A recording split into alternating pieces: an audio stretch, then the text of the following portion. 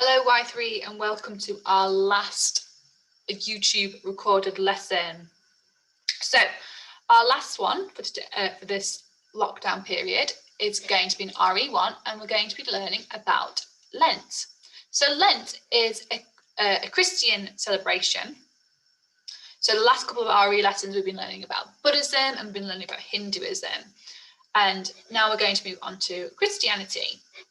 So remember, Christianity is the religion, and the people who follow that religion are Christians. Okay. Now, Lent is a very important event for Christians, as this is like the run-up for Easter, which is also another important religious festival for Christians. We will be doing more about Easter, but that'll be closer to the Easter break. Okay. So today we're going to learn about Ash Wednesday and the different ways Christians celebrate it. So I'm going to watch a quick video first. I'm just going to introduce you about what Lent is and what it's all about. So just bear with me while I try and share that.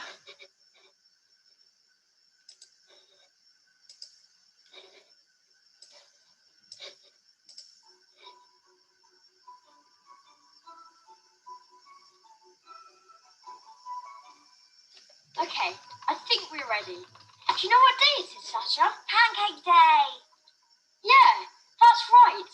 But the proper name for it is Shrove Tuesday. Shrove Tuesday? Yeah, and tomorrow is the start of Lent, the 40 days leading up to Easter, when we remember the Christian story of the temptation of Jesus.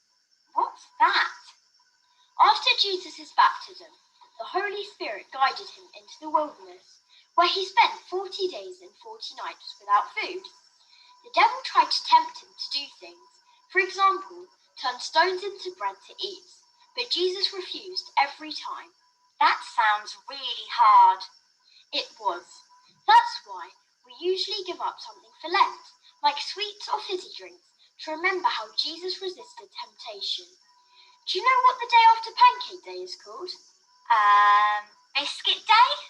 No, silly. It's called Ash Wednesday.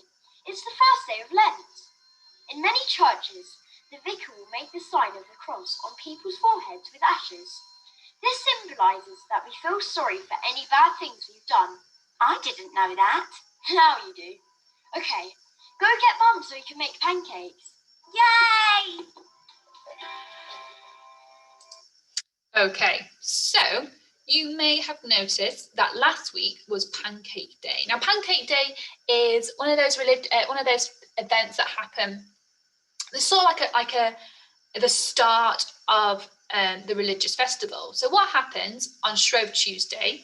Christians will use up any of the sweet things in their house. So things like sugar, like chocolate spread.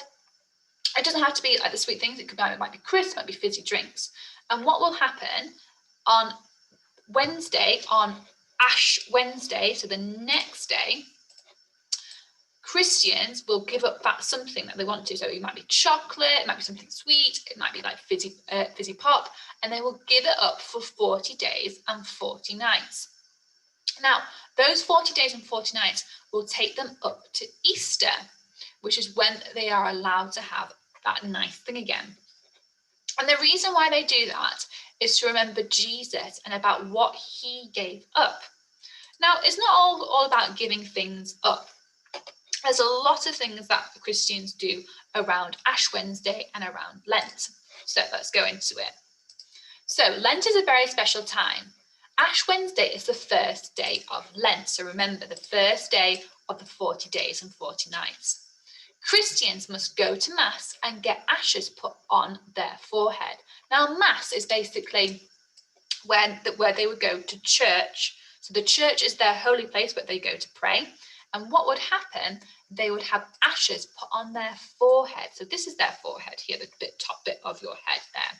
And they would put the ashes on their head to represent what they're going through. So giving up that something special. Okay, either chocolate or whatever they think is important to them.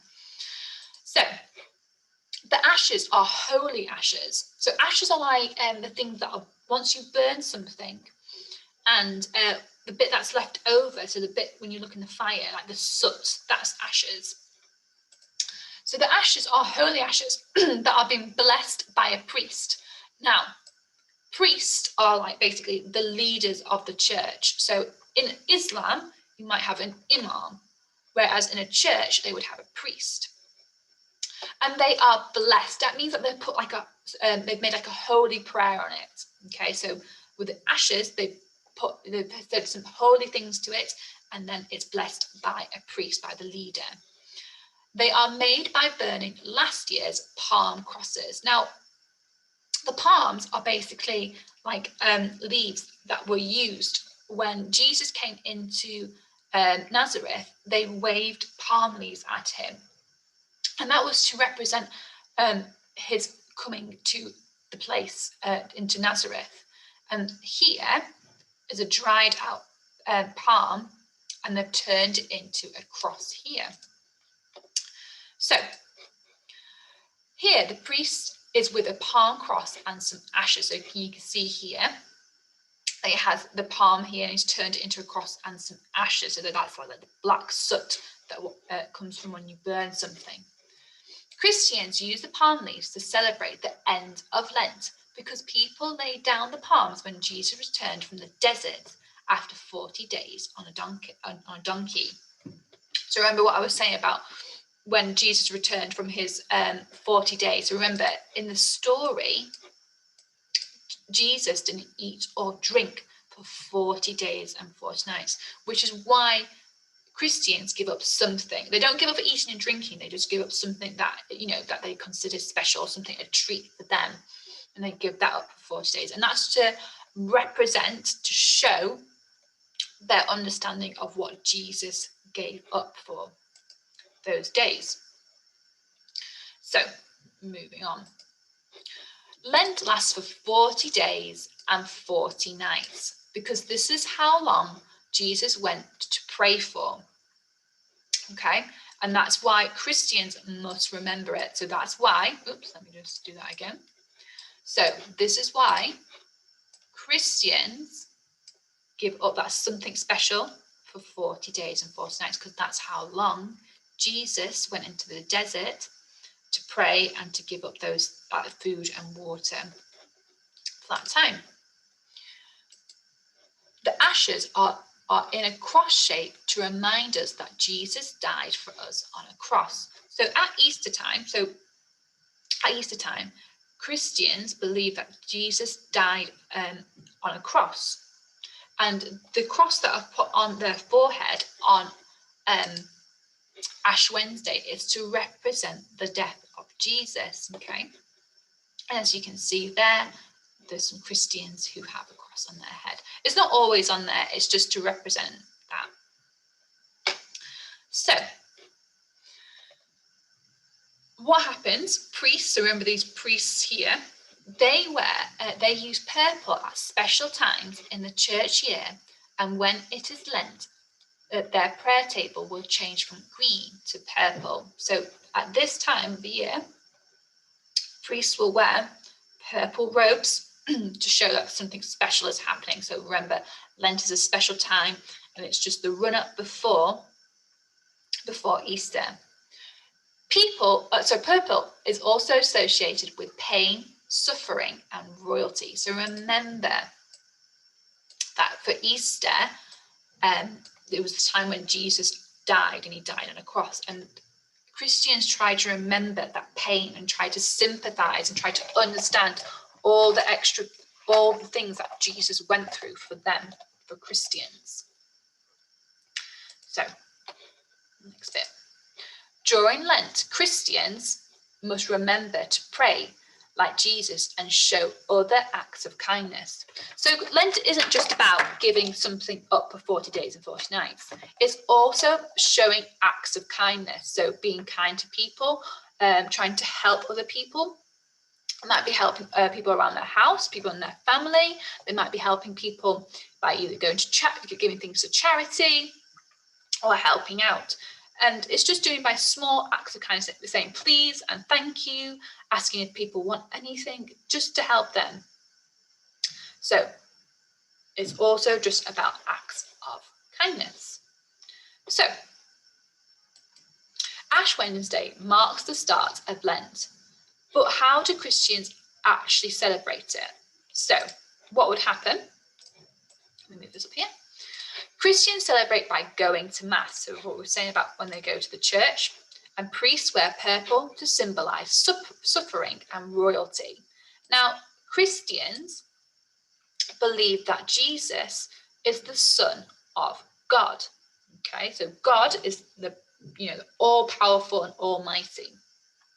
And Christians believe that Jesus is the Son of God, that he is like royalty, he is like a king. But to also remember the suffering that he did. Because remember, Jesus died on a cross during at the end of Easter. So let me move this out of the way. They make crucifixes. So this is a crucifix. A crucifix is just a cross out of palm leaves, and these are blessed with holy water. Now, holy water is just water that's been blessed by a priest, by this person here. And they are saved and ready to use for the next year. So what would happen? So they would make the cross and they would wait for it to dry out, and they would put a blessing on it, so like a prayer. And then they'd wait a whole year and they would use it for the next year to put the cross on their forehead.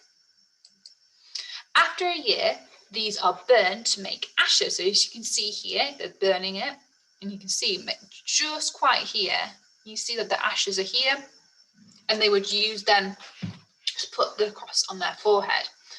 They use the palm leaves as they were used when Jesus walked back from the desert. Holy water is added to the ashes to make it stick together. The priest then put the cross on the forehead, and this shows that the person is sorry for their sins. Now, a sin is something that they might do that is bad, okay? Because there's nobody that is completely good. Everybody does things that are bad. So it's just a way of them saying sorry for anything bad that they have done. Okay, so we have got a quiz, and this will be on your teams for you, and it should be already assigned for you. So you've got 10 questions to do, and they're true or false questions. So have a read through, read them carefully, because there's some tricky ones as well, okay? Read them carefully. Okay, and we shall see you on Monday at 8:45 back in school. So really looking forward to seeing you all on Monday, and make sure that you finish off any work that you need to do. That's bye from me. I'll see you Monday. Bye, guys.